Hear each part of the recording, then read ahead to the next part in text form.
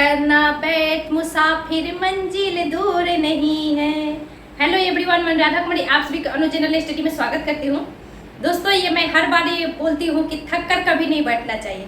अब वो मंजिल दूर नहीं है। आप लोग बहुत बेसब्री से इंतजार कर रहे थे कि वैकेंसी का। आप लोग परसों के अखबार में देखे होंगे, ऐसे कल ही सारे पूरा वायरल हो गए कि 10,000 मतलब अलग से अलग अलग प्रकार से वैकेंसी आ रही है। आज के भी अखबार में वैकेंसी के बारे में आया था, जिसकी 25,000 बिहार एसएससी में आएगा। 25,000 मीन्स आप समझ रहे हैं कि तृतीय स्नातक भर्ती जो हुआ था, जो हम लोगों का 2200, उससे ज्यादा इसमें वैकेंसी आएगी। कौन सा? चतुर्थ स्तरीय स्नातक प्रतियोगी परीक्षा में।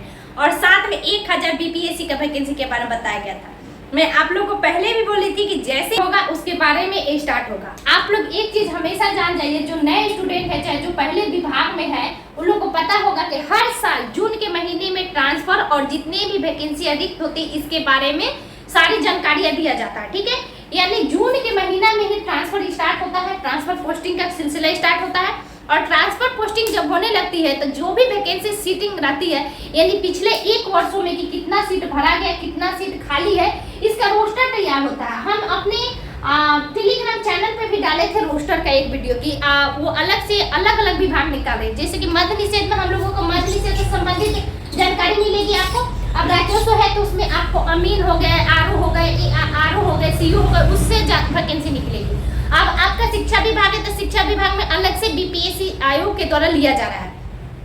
एकदम कंफर्म हो जाइए कि जब यह सिलसिला स्टार्ट हो गया यानी वैकेंसी आने वाली है, और जोरदार तरीके से दोस्तों तैयारी में लग जाइए। ठीक है, अभी जब आप देखे होंगे कि जो सरकार के नए भाषण है वह युवाओं से ही शुरू होता है और जितने भी एम्प्लॉय हैं उनके द्वारा, तो इसके द्वारा आप समझ सके उनके लिए था। तो आप समझ सकते हैं कि सबसे पहले सरकार नए अस्थाई प्राप्त करनी चाहती है तो वो वैकेंसी लाएगी। अभी हाल ही में आप लोगों को विज्ञापन निकला हुआ होगा कि एसएससी जीडी में 44,000 वैकेंसी को बढ़ा दिया गया है, यानी जो वैकेंसी थी उसमें इंक्रीज किया गया।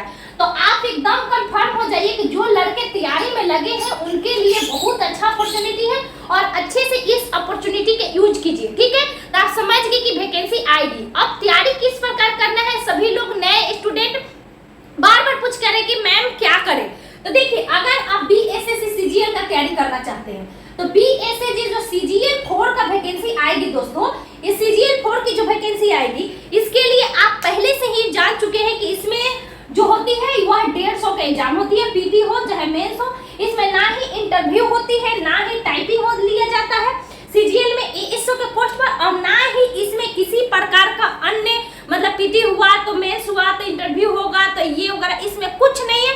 उसके बाद मेंस के बाद अगर होता है तब फाइनल आपका मेरिट लिस्ट होगा और मेरिट लिस्ट के बाद ज्वाइनिंग की प्रक्रिया स्टार्ट होने लगती है। तो इतना आसान है, बस इसमें यही है कि अगला बार से हो सकता है कि बीपीएससी के द्वारा इसकी मांग कर दी गया है कि बीपीएससी, क्योंकि देखिए एएसओ का जो पोस्ट है प्यारे दोस्त, यह लेवल 7 का पोस्ट है। तो लेवल 7 से ही आप जानते होंगे कि एएसओ का जो पोस्ट है आप जो बीपीएससी आयोग लेती है, इसमें आरओ का पोस्ट जो है दोस्तों वो लेवल 7 का है। इसके अलावा एलईओ का पोस्ट लेवल 7 का है। बहुत सारे पोस्ट है जो लेवल 7 का है, तो उसका भी सही है कि लेवल 7 का पोस्ट एक बहुत ही बड़ी पोस्ट मानी जाती है। तो इसलिए यह बीपीएससी आयोग यानी पीटी मेंस इंटरव्यू के तहत प्रक्रिया गुजरी। लेकिन आपकी बार सीजीएल 4 में ऐसा आपको देखने को नहीं मिलेगा। इसलिए मैं आप लोगों को बोलूंगी प्लीज आप लोग अच्छे से जुड़ जाइए। और बुक के लिए मैं बार बार बोलती हूँ कि बुक को आप कलेक्शन हमेशा सही तरीके से कीजिए और सही बुक कीजिए। यानी आप सबसे पहले नए स्टूडेंट हैं तो पहले भी मैं बोली थी कि नए स्टूडेंट को आप एक बार क्लास ले लीजिए, किसी भी टीचर का क्लास ले लीजिए। यानी अगर खान सर कहीं कोचिंग में लेना चाहते हैं तो वहाँ मैथ्स भी होता है, रीजनिंग भी होता है। पता है, आप जब स्टार्ट कीजिएगा ना, स्टार्टिंग से लेकर जब एंड तक किसी भी टीचर का जब पढ़िएगा तो आपको खुद समझ में आने लगेगी, क्योंकि हर टीचर का पढ़ाने का तरीका अलग होती है। और दूसरा बात, जब आप पढ़ने के बाद जब इसका प्रैक्टिस कीजिएगा तो आपको खुद समझ में आ जाएगी कि हाँ हमने कितना पढ़ा है और किस प्रकार पढ़ा है और कितना क्वेश्चन मेरा सही हो रहा है। तो नए स्टूडेंट को मैं बोलूंगी कि हर सब्जेक्ट का एक बार क्लास ले लीजिए।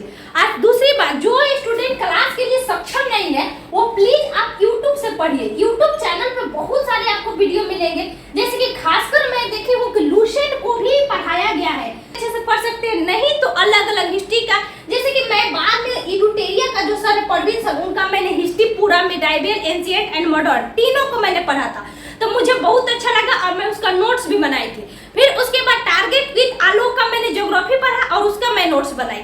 दूसरा, जब मैं हिंदी पढ़ी थी दोस्तों, स्टडी 91 से मैंने हिंदी का पढ़ा था और हिंदी का मैं नोट्स बनाई थी। बाद में मैंने बुक को खरीद लिया और बुक से रिवीजन करने लगी, ठीक है। हिंदी को क्योंकि पीटी में तो नहीं पता चलता, लेकिन मेंस में रहता है, पढ़ना तो पड़ता है, क्योंकि इस बार जो बिहार दरोगा का मेंस था उसमें हिंदी से भी बहुत बच्चे फ्रस्ट्रेट हुए थे, बहुत लोगों का रिजल्ट भी नहीं हुआ है।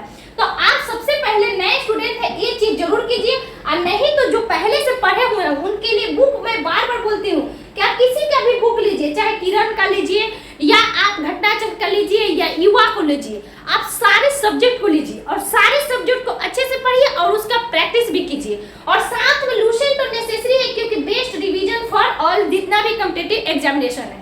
लूसेंट सब्जेक्टिव भी आपके लिए रिवीजन का काम करेगा और लूसेंट ऑब्जेक्टिव भी आपको रिवीजन का काम करेगा, ठीक है दोस्त। अच्छा लगे तो वीडियो को जरूर से शेयर कीजिए, क्या क्योंकि यह खासकर वीडियो इसी के प्रति था कि वैकेंसी के प्रति, ठीक है।